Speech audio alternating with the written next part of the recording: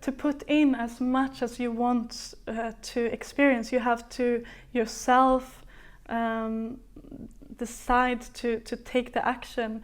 I remember that also from my first retreat. At some point we got the opportunity to, there was an open, you know, floor or whatever you would say, and there was you can tell your fantasy and you can make it real.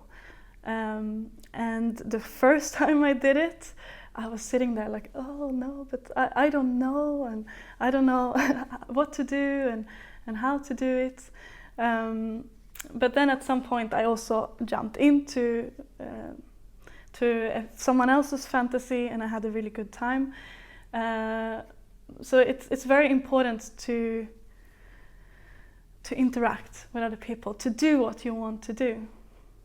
Next time, telling my own fantasy was even more effectful.